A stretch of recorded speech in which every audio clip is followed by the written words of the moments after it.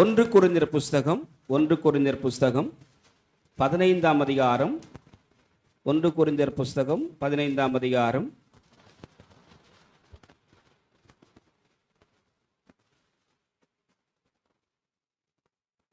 12ஆம் வசனத்திலிருந்து ஒரு சில வசனங்களை நாம் வாசிக்க கேட்போம். 12ஆம் வசனத்திலிருந்து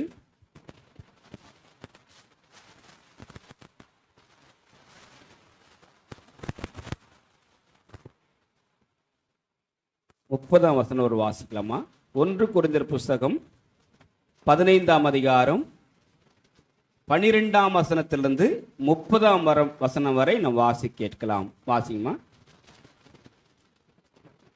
கிறிஸ்து மரித்தோரிலிருந்து எழுந்தார் என்று பிரசங்கிக்கப்பட்டிருக்க மரித்தோரின் உயிர்த்தெழுதலை இல்லை என்று உங்களில் சிலர் எப்படி சொல்லலாம்? மரித்தோரின் உயிர்த்தெழுதல் இல்லாவிட்டால் கிறிஸ்துவும் எழுந்திருக்கவில்லையே. கிறிஸ்து எழுந்திருக்கவில்லை என்றால் எங்கள் பிரசங்கமும் விருதா, உங்கள் விசுவாசமும் விருதா. மரித்தோர் உயிர்த்தெழாவிட்டால் தேவன் எழுப்பாத கிறிஸ்துவை அவர் எழுப்பினார் என்று நாங்கள் தேவனை குறித்து சாட்சி சொன்னதினாலே தேவனுக்காக பொய் சாட்சி சொல்லுகிறவர்களாகவும் காணப்படுவோமே. மரித்தோர் உயிர்த்தெழாவிட்டால் கிறிஸ்துவும் எழுந்திருக்கவில்லை. கிறிஸ்து எழுந்திராவிட்டால் உங்கள் விசுவாசம் வீணாயிருக்கும், நீங்கள் இன்னமும் உங்கள் பாவங்களில் இருப்பீர்கள். கிறிஸ்துவுக்குள் நித்திரை அடைந்தவர்களும் கெட்டிருப்பார்களே. இம்மைக்காக மாத்திரம் நாம் கிறிஸ்துவின் மேல் நம்பிக்கையுள்ளவர்களாய் இருந்தால் எல்லா மனுஷரை பார்க்கிலும் பரிதாபப்படத்தக்கவர்களாய் இருக்கிறோம். கிறிஸ்துவோ மரித்தோரிலிருந்து எழுந்து நித்திரை அடைந்தவர்களில் முதற் பலனானார். மனுஷனால் மரணம் உண்டானபடியால் மனுஷனால் மரித்தோரின் உயிர்த்தெழுதலும் உண்டாயிற்று. ஆதாமுக்குள் எல்லாரும் மரிக்கிறது போல கிறிஸ்துவுக்குள் எல்லாரும் உயிர்ப்பிக்கப்படுவார்கள். அவனவன் தன் தன் வரிசையிலே உயிர்ப்பிக்கப்படுவான். முதற் பலனானவர் கிறிஸ்து, பின்பு அவர் வருகையில் அவருடையவர்கள் உயிர்ப்பிக்கப்படுவார்கள். அதன் பின்பு முடிவு உண்டாகும். அப்பொழுது அவர் சகல துரைத்தனத்தையும் சகல அதிகாரத்தையும் வல்லமையையும் பரிகரித்து தேவனும் பிதாவுமாயிருக்கிறவருக்கு ராஜ்யத்தை ஒப்பு கொடுப்பார். எல்லா சத்துருக்களையும் தமது பாதத்திற்கு கீழாக்கி போடும் வரைக்கும் அவர் ஆளுகை செய்ய வேண்டியது. பரிகரிக்கப்படும் கடைசி சத்ரு மரணம். சகலத்தையும் அவருடைய பாதத்திற்கு கீழ்ப்படுத்தினாரே. ஆகிலும் சகலமும் அவருக்கு கீழ்ப்படுத்தப்பட்டதென்று சொல்லியிருக்கும் போது சகலத்தையும் அவருக்கு கீழ்ப்படுத்தப்படவில்லை என்பது வெளியரங்கமாயிருக்கிறது. சகலமும் அவருக்கு கீழ்ப்பட்டிருக்கும் போது தேவனே சகலத்திலும் சகலமுமாயிருப்பதற்கு குமாரன் தாமும் தமக்கு சகலத்தையும் கீழ்ப்படுத்தினவருக்கு கீழ்ப்பட்டிருப்பார். மேலும் மரித்தோர் உயிர்த்தெழாவிட்டால் மரித்தவர்களுக்காக ஞானஸ்நானம் பெறுகிறவர்கள் என்ன செய்வார்கள்? மரித்தவர்களுக்காக ஏன் ஞானஸ்நானம் பெறுகிறார்கள்? நாங்களும் ஏன் எந்நேரமும் ஏதுவாயிருக்கிறோம். ஆமென். மத்தேயு தேங்க்யூமா. மத்தேயு எழுதின சுவிசேஷம் 28ஆம் அதிகாரம் 1லிருந்து 7 வசனங்களை நாம் வாசிக்கலாம். நம்ம ஆர்த்தி முன்னாலவாமா. மத்தேயு சுவிசேஷம் 28ஆம் அதிகாரம் 1லிருந்து 7 வசனங்கள் முடிய கேட்போம். மத்தேயு எழுதின சுவிசேஷம் அதிகாரம் 28 வசனம் 1 முதல் 7 முடிய.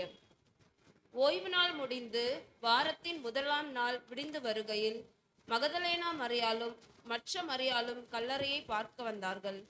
அப்பொழுது பூமி மிகவும் அதிரும்படி கர்த்தருடைய தூதன் வானத்திலிருந்து இறங்கி வந்து வாசலில் இருந்த கல்லை புரட்டி தள்ளி அதன் மேல் உட்கார்ந்தான். அவனுடைய ரூபம் மின்னல் போலவும் அவனுடைய வஸ்திரம் உறைந்த மழையை போல வெண்மையாகவும் இருந்தது. காவலாளர் அவனுக்கு பயந்ததினால் திடுக்கிட்டு செத்தவர்கள் போலானார்கள். தூதன் அந்த ஸ்திரீகளை நோக்கி, நீங்கள் பயப்படாதிருங்கள், சிலுவையில் அறையப்பட்ட இயேசுவை தேடுகிறீர்கள் என்று அறிவேன். அவர் இங்கே இல்லை, தான் சொன்னபடியே உயிர்த்தெழுந்தார். கர்த்தர் வைத்த இடத்தை வந்து பாருங்கள். சீக்கிரமாய் போய் அவர் மரித்தோரிலிருந்து எழுந்தார் என்று அவருடைய சீஷர்களுக்கு சொல்லுங்கள். அவர் உங்களுக்கு முன்னே கலிலேயாவுக்கு போகிறார், அங்கே அவரை காண்பீர்கள். இதோ உங்களுக்கு சொன்னேன் என்றான். ஆமென். அல்லேலூயா. ஆண்டவர் வாயினால் சொன்னதை கையினால் செய்கிறவர். பக்கத்தில் கை கொடுத்து சொல்லுங்க. வாயில சொன்னா வடை சுடாத. வாயில தான் நிறைய நம்ம வடை சுடுவோம். வாயினால் சொன்னதை தாம் கரத்தினால் செய்கிற ஒரே மெய் தெய்வம் நம்முடைய ஆண்டவராகிய இயேசு கிறிஸ்துவானவர். சொல்லுங்க பார்க்கலாம். அல்லேலூயா, அல்லேலூயா. சொன்னதை செய்து முடித்தி நீர் முடித்து தீர்க்கும் மட்டும் கைவிட மாட்டி. சொன்னதை செய்து முடிப்பி நீர் முடித்து தீர்க்கும் மட்டும் கைவிட மாட்டி. என் கையை கொண்டு தொடங்கினதெல்லாம் என் கையை கொண்டு நிறைவேற்றுவே. என் கையை கொண்டு சொன்னது எல்லாம் என் கையை கொண்டு நிறைவேற்றுவே. மறவாமல் நினைப்பவரே இசையா நிறைவேற்றி முடிப்பவரே. மறவாமல் நினைப்பவரே இசையா நிறைவேற்றி முடிப்பவரே. நீ நம்ப பண்ணின உந்தன் வாக்குகளை நினைத்து நிறைவேற்றுவே. நீ நம்ப பண்ணின உந்தன் வாக்குகளை நினைத்து நிறைவேற்றுவே. மறவாமல் நினைப்பவரே இசையா நிறைவேற்றி முடிப்பவரே. மறவாமல் நினைப்பவரே இசையா நிறைவேற்றி முடிப்பவரே. உடன்படிக்கையின் தேவன் உண்மையில் பிசகாதவர். உடன்படிக்கையின் தேவன் உண்மையில் பிசகாதவர். தாவீதுக்கு நான் பொய் சொல்லே என்று சொல்லி சொன்னதை நிறைவேற்றுவே.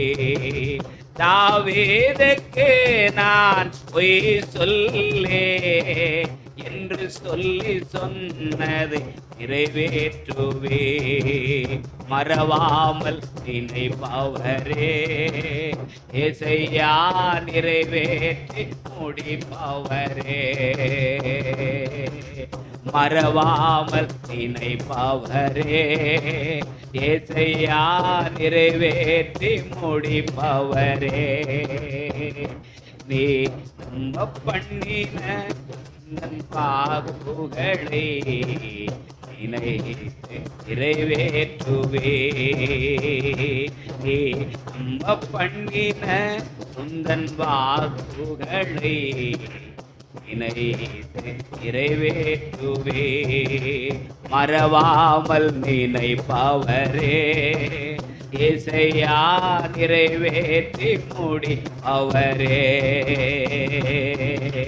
மறவாமல் நினைப்பவரே இசையா நிறைவேற்றி முடிப்பவரே.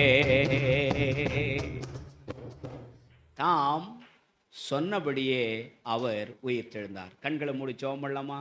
ஆண்டவரே, இந்த உலகத்தில் எத்தனையோ பேர் சொல்கிறாங்க, ஆனால் அவங்க சொன்னதை செய்கிறதில்லப்பா. இந்த உலகத்திலே வந்து எந்த மனுஷனையும் பிரகாசிக்க பண்ணுகிற மெய் ஒளியாக நீர் பாடுகளை அனுபவித்தீர், வேதனைகளை சுமந்தீர், துக்கங்களை சுமந்தீர். ஆண்டவரே, நீர் எங்களுடைய பாவங்களை சுமந்தீர், எங்கள் நோய்களை சுமந்தீர். சாமி, எங்களுக்கு சமாதானம் உண்டாகும் ஆக்கினை ஆண்டவரே. ஆண்டவரே, எங்களுக்கு சமாதானம் உண்டாகும் ஆண்டவரே நிலைமை ஆண்டவரே உருவாக்கி கொடுத்தீர். நீர் உயிர்த்தெழுதாவிட்டால் எங்கள் விசுவாசம் விருதா. நீர் உயிர்த்தெழாவிட்டால் எங்கள் பிரசங்கம் விருதா சுவாமி. இந்த கால வேளையில ஆண்டவரே, நம்முடைய வார்த்தைகளை நாங்கள் கேட்க வந்திருக்கின்றோம். சற்று நேரம் ஆண்டவரே, இந்த வார்த்தைகள் எங்கள் வாழ்க்கை வளமாக்கட்டும், செழிப்பாக்கட்டும், பூஸ்ட் ஆகட்டும். ஆண்டவரை, நாங்கள் உமக்கென்று வாழ கர்த்தர் எங்களுக்கு நீர் அனுக்கிரகம் செய்வீராக. உம்முடைய திரு வார்த்தைகள் ஆண்டவரே நாங்கள் எப்போதும் ஏற்றுக்கொண்டு வாழ கர்த்தர் எங்களுக்கு உதவி செய்வீராக. இயேசுவின் நாமத்தில் வேண்டுகிறோம் நல்ல பிதாவே. வேதம் சொல்கிறது, மகதலேனா மரியாள் முதலாக இயேசு கிறிஸ்துவனுடைய உயிர்த்தெழுந்த காட்சியை கண்டதாக பைபிள் நமக்கு சொல்லுகிறது. ஆண்டவர் 500 பேருக்கும் அதிகமான ஓரிடத்திலே தரிசனமானார். பேதுருக்கு தரிசனமானார், சீசர்களுக்கு தரிசனமானார். அது மட்டுமல்ல, அகால பிரபாகிய எனக்கும் அவர் தரிசனமானார் என்று சொல்லி ஆண்டவர் அவருடைய வார்த்தைகள் மூலமாக நமக்கு வெளிப்படுத்துகிறார். ஓகே, சரி. இந்த உலகத்தில் உயிர்த்தெழுந்த திருநாளை கொண்டாடுகிற ஒரே ஒரு கூட்டம் இந்த பூமியில் இருக்கிறாரா? இயேசு கிறிஸ்துவால் ரட்சிக்கப்பட்ட, மீட்கப்பட்ட, கையை தட்டுங்க ஹல்லேலூயா, கிறிஸ்தவர்கள் மட்டும்தான் என் ஆண்டவர் உயிர்த்தெழுந்தார் சொல்லி நாம் என்ன செய்கிறோம்? பறைசாற்றி கொண்டாடுகிறோம். ஹல்லேலூயா, ஹல்லேலூயா. அன்பானவர்களே, இன்றைக்கு அநேகர் நம்ம 1 கொரிந்தியர் புஸ்தகம் 15ஆம் அதிகாரத்தில் 12ஆம் வசனம் வாசிங்க பார்க்கலாம். கிறிஸ்து மரித்தோலிருந்து எழுந்தார் என்று பிரசங்கிக்கப்பட்டிருக்க, பிரசங்கம் பண்ணப்பட்டிருக்கிற மரித்தோரின் உயிர்த்தெழுதலே என்று, மரித்தோரில் உயிர்த்தெழவில்லை என்று உங்களில் சிலர் எப்படி சொல்லலாம்? நீங்கள் எப்படி சொல்லலாம்? கொரிந்த திருச்சபை விசுவாசிகள், குறிப்பாக இவர்கள் கிரேக்க சாம்ராஜ்யத்தின் ஆட்சிக்குள்ளாக இருந்தபோது, பல அரசாங்கங்கள் கீழாக வாழ்ந்தபோது, அவர்கள் அந்த அரசாங்கத்துக்குள்ள மத நம்பிக்கையின் கோட்பாடுக்குள்ளே வாழ்ந்தார்கள். உயிர்த்தெழுதலை நம்பவில்லை, மறுத்தார்கள். யூத இனத்திலும் 12 கோத்திரங்களிலும் ஒரு பிரிவார் பரிசேயர்கள், சதுசேயர்கள், வேதபாரகர்கள், நியாயசாஸ்திரிகள், இப்படி பல கூட்ட அமைப்பு இருந்த போதிலும் ஒரு கூட்ட மக்கள் சதுசேயர்கள் உயிர்த்தெழுதலை நம்ப மறுத்தார்கள். பரிசேயர்கள் உயிர்த்தெழுதலை குறித்து பிரசங்கம் செய்தார்கள். உயிர்த்தெழுதல் உண்டு என்று நம்பினார்கள். பழைய ஏற்பாட்டின் புஸ்தகத்தில் 17ஆம் அதிகாரம் 1 ராஜாக்களின் புஸ்தகம், அங்கே எலியா சாரிபாத்தின் மகனுடைய உயிர்த்தெழுதை மறுபடியும் திரும்ப பெறுகின்றான். 2 ராஜாக்களின் புஸ்தகம் 4ஆம் அதிகாரம். புதிய ஏற்பாட்டில் மட்டுமல்ல, பழைய ஏற்பாட்டிலும் உயிர்த்தெழுது நடந்திருக்கிறது. சுனேமியாவுடைய மகள் மரித்து போனான். தன்னுடைய ஒரே மகனை இழந்து தவிக்கின்ற தாயார் எலிசாவிடத்தில் சென்று, ஐயா, நீங்கள் வாக்கு பண்ணீங்க, ஒரு குழந்தை கொடுப்பீங்கன்னு சொன்னீங்க, குழந்தை கொடுத்தீங்க, அந்த குழந்தை நீங்கள் வாரிட்டு போயிட்டீங்களே, நியாயமையான்னு கேட்டார். எலிசா தீர்க்கதரிசி சுனேமியால் வீட்டுக்கு வந்து அந்த குழந்தை மீது முகம் கூப்புற படுத்து நாசிலே சுவாசத்தை ஊதினார். அந்த குழந்தை உயிர் பெற்றது. ஹல்லேலூயா. செத்து போன குழந்தை உயிரோடு வந்துச்சு. இந்த உலகத்தில் எல்லாருக்கும் பிறந்த நாளை கொண்டாடுற அநேகர், இறப்பு நாளை கொண்டாடுற அநேகர், நினைவு நாளை கொண்டாடுற அநேகர் உயிர்ப்பு நாளை கொண்டாடுறாங்களா? பிறந்த நாளை விட, மரண நாளை விட உயிர்ப்பின் நாள், உயிர்த்தெழுந்த நாள் நமக்கு பிரதானமான நாள். ஹல்லேலூயா. எத்தனை பேர் நம்புறீங்க? ஆண்டவர் சொன்னார், குழந்தை மரிச்சிருக்கிறத பார்த்து சொன்னார், இந்த குழந்தை நித்திரையா இருக்கிறது. சிறு பெண்ணே தலித்தா குமி, சிறு பெண்ணே எழுந்திரு என்று சொன்ன மாத்திரத்தில் இறந்து போன குழந்தை உயிர் பெற்றது. Praise the Lord. ஹல்லேலூயா. நாயினூர் விதவை பாடையிலே தன் மகனை அடக்கம் செய்வதற்காக கொண்டு செல்கிற ஒரு கூட்டம். ஆண்டவர் பாடையை தொட்டா இறந்த மகன் மறுபடியும் திரும்ப உயிர் பெற்றான். ஹல்லேலூயா. ஆண்டவருக்கு ஒருவருக்கு மட்டும்தான் உயிர் பெறக்கூடிய, உயிர் கொடுக்கக்கூடிய ஆற்றல், சக்தி உண்டாயிருக்கு. அதனால தான் சொன்னார், நானே உயிர்த்தெழுதலும் நானே ஜீவனுமாக இருக்கிறேன். என்னை விசுவாசிக்கிறவர்கள் மரித்தாலும் திரும்ப உயிர் பெறுவார்கள். இன்றைக்கு அநேகர் இப்போ பக்கத்துக்கு பார்த்து கேளுங்களேன், நீங்கள் செத்தா எங்கே போவீங்க? சுடுகாட்டு தான் போவோம், வேற எங்கே போவோம்? அன்புக்குரிய கர்த்தருடைய பிள்ளைகளே, விசுவாச மக்களே, ஆண்டவருடைய வார்த்தை சொல்லுகின்றது, மரித்தேன், இதோ சதா காலம் நான் உயிரோடு கூட இருக்கிறேன். எத்தனை பேர் விசுவாசிக்கிறீங்க? மரித்தேன், இதோ சதா காலம் உயிரோடு கூட இருக்கிறேன். வெளிப்படுத்தல் 1 அதிகாரம் 18 வசனம். மறுபடியும் 1 அதிகாரம் 8 வசனம் சொல்கிறார். வாசிங்க பார்க்கலாம். 1:8. இருக்கிறவரும் இருந்தவரும் வருகிறவரும் ஆகிய சர்வ வல்லமையுள்ள கர்த்தர் நான் அல்பாவும் ஒமேகாவும் ஆதியும் அந்தமுமாய் இருக்க. கையத்துக்கு சொல்லுங்க அல்லேலூயா. நான் அல்பாவும் ஒமேகாவும் ஆதியும் அந்தமுமாய் இருக்கிறேன். இருந்தவரும் இருக்கிறவரும் இருந்தவரும் வருகிறவருமாய்க்க சர்வ வல்லமுள்ள கர்த்தர். நம்முடைய ஆண்டவர் யாரு? இருந்தவர், இருக்கிறவர், வருகிறவர். அல்லேலூயா. நாம் இருக்கிறோம், இருப்போம், மரிப்போம், ஆனால் அவருடைய வருகையிலே அவரோடு கூட இருப்போம். அதுதான் நம்முடைய விசுவாசம். அல்லேலூயா. சரி, இப்போ நான் எவ்வளோ சுருக்கமாக முடிச்சிடுறேன். ஒரு 4 பாயிண்ட் சொல்லி முடிச்சிடுறேன். முதல், ஆண்டவர் அந்த பெண்மணிகளை பார்த்து சொன்னார், பயப்படாதீர்கள். பக்கத்தில் பார்த்து சொல்லுங்க, பயப்படாதீங்க. பாட்டு பாடும்போது முதல் பாட்டு பாடினாரு. என்ன பாட்டு பாடினாரு? நம்ம ஸ்டாலின் அவங்க பாட்டு பாடினார். ஆண்டவர் விடுதலை கொடுக்க, விடுதலை நாயகன். பயத்திலிருந்து விடுதலை கொடுப்பதற்காக ஆண்டவர் உயிர்த்தெழுந்தார். சொல்லுங்க அல்லேலூயா. 2 அதிகாரம் எபிரேயர் புஸ்தகம் 14 வசனம் 15 வசனத்துக்கு, ஜீவகாலமெல்லாம் மரணத்துக்கு அடிமைகளாயிருந்த நம்மை அவர் உயிர்ப்பித்தார். அக்கிரமங்களினாலும், பேசியர் புஸ்தகத்தில் அப்போஸ்தலனாகிய பவுல் எழுதுகிறார், அக்கிரமங்களினாலும் பாவங்களினாலும் மரித்திருந்த நம்மை உயிர்ப்பித்து அவரோடு கூட வலது வாரத்திலே உட்காரும்படியான பாக்கியத்தை கொடுத்தார். கையை தட்டி சொல்லுங்க அல்லேலூயா. விடுதலை தருவதற்காக நம்முடைய வாழ்க்கையில் எத்தனையோ நிறைய பேருக்கு சினிமாவில் விடுதலை இல்லை, சிகரெட்டில் விடுதலை இல்லை, குடியில் விடுதலை இல்லை, தீய பழக்க வழக்கங்களில் விடுதலை இல்லை. உன்னையும் என்னையும் விடுவிப்பதற்காக இயேசு உயிர்த்தெழுந்தார். நம்முடைய பாவ சாப ரோகங்களிலிருந்து விடுவிப்பதற்காக இயேசு உயிர்த்தெழுந்தார். 2வது நம்ம வாசிக்கும் போது லூக்கா சுவிசேஷம் 24 அதிகாரம் 24:36. லூக்கா 24:36 சமாதானத்தை குறித்து பேச நம்ம ஓகே. தேவன் தாமே அவர்கள் நடுவிலே நின்று உங்களுக்கு சமாதானம் என்றார். எல்லாரும் சொல்லுங்க ஹல்லேலூயா. ஆண்டவர் சொன்னாரு, உலகம் கொடுக்கிற பிரகாரமாக அல்ல. 16:27 யோவான் சுவிசேஷம், நீங்கள் துக்கப்படுவீர்கள், உலகமோ சந்தோஷப்படும். ஆனால் நான் சொல்லுகிறேன் கேளுங்கள், உலகம் கொடுக்கிற பிரகாரமாக அல்ல, உங்கள் துக்கம் சந்தோஷமாக மாறும். ஹல்லேலூயா. எப்படி மாறும்? என் சமாதானத்தையே நான் கொடுக்கின்றேன். இந்த உலகம், உலக சிநேகம், உலக ஆஸ்திகள், அந்தஸ்துகள், பட்டங்கள், பதவிகள், சொத்துக்கள், சுகங்கள், நிலங்கள் நமக்கு கொடுக்கிற சந்தோஷத்தை, சமாதானத்தை பார்க்கிலும் இயேசு கொடுக்கிற சமாதானம் விலையேற பெற்றது. அது நிரந்தரமானது, நிலையானது, நம்முடைய வாழ்க்கையில் எப்போது நம்மோடு கூட இருக்கக்கூடியது.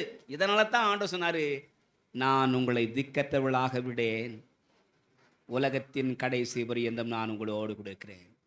இயேசுவின் சமாதானம் என்பது ஒன்றுமல்ல, அவரே உங்களோடு கூட வாழ்வதுதான், நம்மில் இருப்பதுதான். ஆண்டவருடைய வார்த்தை சொல்கிறது, நீங்கள் என்னிலும் என் வார்த்தைகள் உங்களிலும் நிலைத்திருந்தால் நீங்கள் கேட்டுக்கொள்வது எதுவோ அது உங்களுக்கு அருளப்படும். என் வார்த்தைகள் உங்களை நிலைத்திருந்தால் என்று சொல்லும்போது, நான் உங்களை நிலைத்திருந்தால் சமாதானம் தான். இன்னைக்கு எத்தனை பேருக்கு ஆண்டவர் உங்கள் வாழ்க்கை நிலைச்சிருக்காரு? யோசித்து பாருங்க. உயிர்த்தெழுந்த ஆண்டவர் உங்கள் வாழ்க்கையில் இருக்காரா? உங்கள் வீட்டில் இருக்காரா? இல்லை ரோட்டில் விட்டு வந்துட்டீங்களா? நிறைய சமயத்தில் முதலாவது தேவனுடைய ராஜ்யத்தையும் நீதியையும் தேடுங்கள், பின்னால் இவள் எல்லாம் உங்களுக்கு கொடுக்கப்படும் சொன்ன ஆண்டவர் எல்லாத்தையும் தேடி எல்லாத்தையும் சேர்த்து வச்சுட்டு கடைசியாக தான் சாவறதுக்கு முன்னால் கடவுள் தேடுப்பா, அதுக்கு முன்னாலெல்லாம் தேடாது. எப்போ? சாவறதுக்கு முன்னால் கடவுள் தேடணுமா? நாம் சங்கீதத்தில் வாசம், ஐஸ்வர்யவானும் செத்து மிருகங்களைப் போல மறிக்கிறான். ஒரு ஆத்மா ஈடேறாமல் இருப்பது நல்லதல்ல. மனுஷன் உலகம் முழுவதையும் ஆதாயப்படுத்தினாலும் தன் ஆத்மாவை நஷ்டப்படுத்தினால் அதனால் அவனுக்கு லாபம் என்ன? ஆட்சி பாருங்க, உலகம் முழுவதையும் நாம் ஆதாயப்படுத்தினாலும் நம்முடைய ஆத்மாவை நஷ்டப்படுத்தினால் அதனால் லாபம் அல்ல. ஆண்டவருக்கு சொல்றாரு, இந்த உலகம் உங்களுக்கு சமாதானம் கொடுக்காது ஐயா. சிற்றின்பங்கள் உங்களுக்கு சமாதானம் கொடுக்காது. இந்த உலகத்துக்கு ஆசாபாசங்கள், அப்பா அம்மா, அண்ணன் தம்பி, நண்பர்கள், தோழிகள், நம்ம வச்சிருக்க செல்போன், ஃபேஸ்புக்கு, இன்டர்நெட்டு.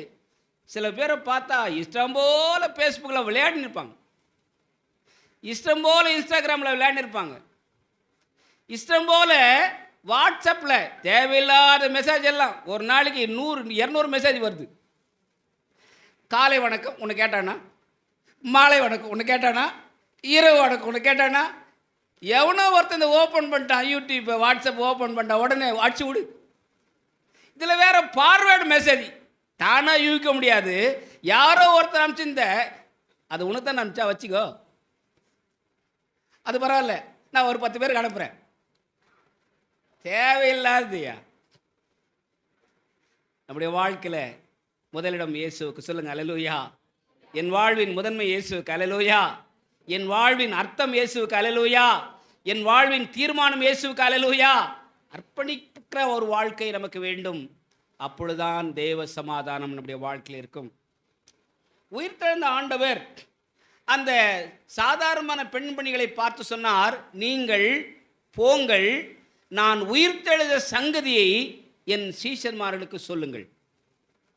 ஏன் அந்த காலம் இயேசுவை பிறருக்கு சாட்சியாக அறிவிக்கின்ற காலம். நீங்களும் நானும் நாம் பெற்றுக்கொண்ட இந்த சந்தோஷத்தை, மகிழ்ச்சியை, நாம் அனுபவிக்கின்ற இந்த ஆண்டவராகிய இயேசு கிறிஸ்துவை பிறருக்கு கொடுக்கின்ற காலம். இந்த காலத்தில் நாம் மௌனமாக இருந்தால் ரட்சிப்பு, விடுதலை, மகிழ்ச்சி, சந்தோஷம் வேறு ஒரு இடத்தில் வரும். அல்லேலூயா, அல்லேலூயா.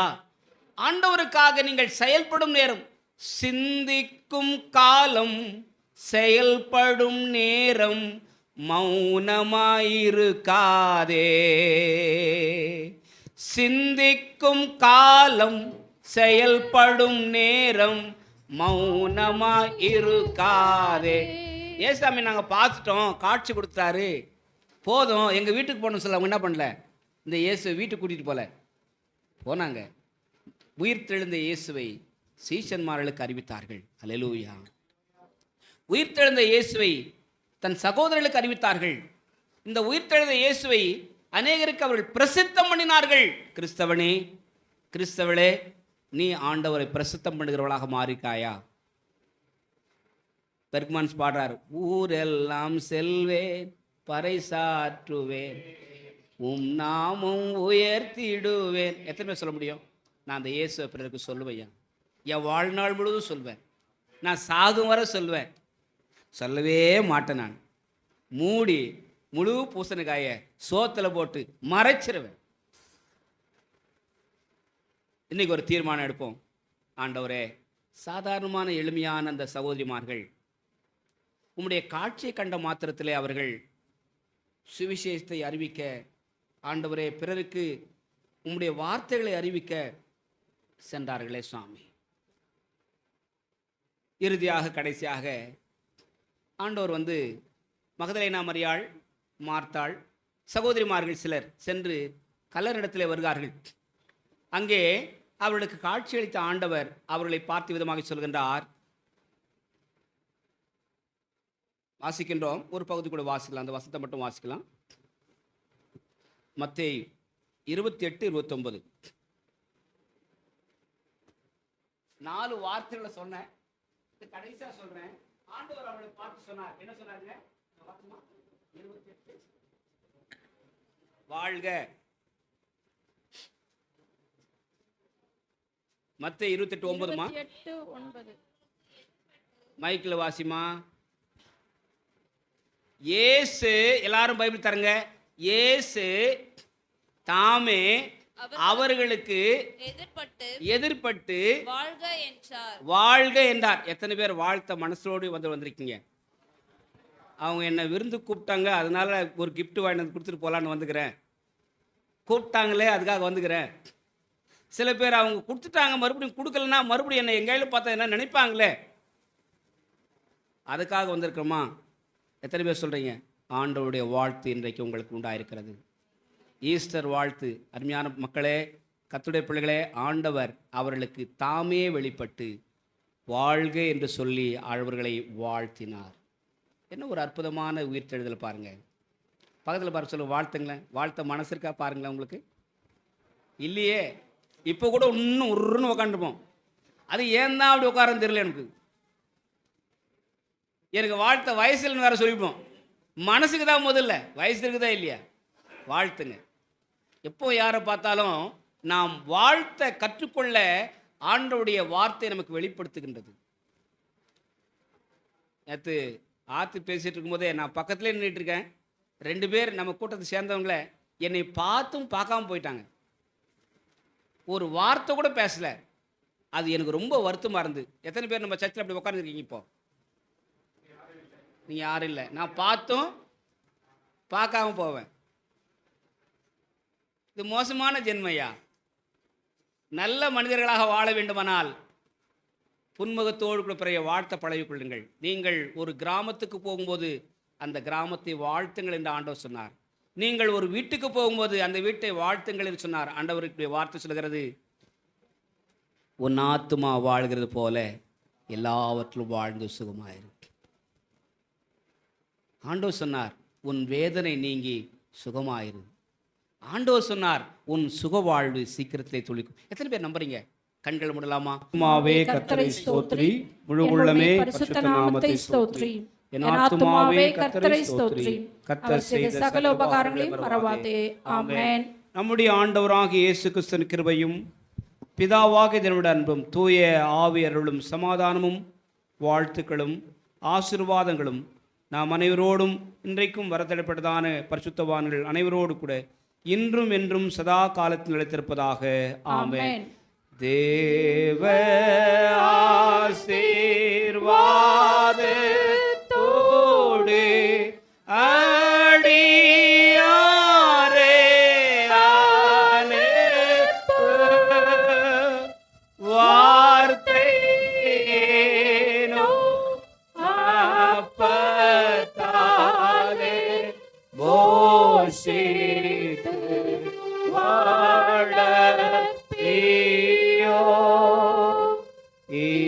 இப்போதும் மை தேடி வந்து மனதார போற்றினோ மோட்சலோகத்தில் கழித்து உம்மை வாழ்த்தி தோழுவோ. ஆமென். ஆண்டவர் உங்களை ஆசீர்வதிப்பாராக. ஒருவரை ஒருவர் வாழ்த்தி சமாதானத்தோடே சென்று வாருங்கள். God bless you.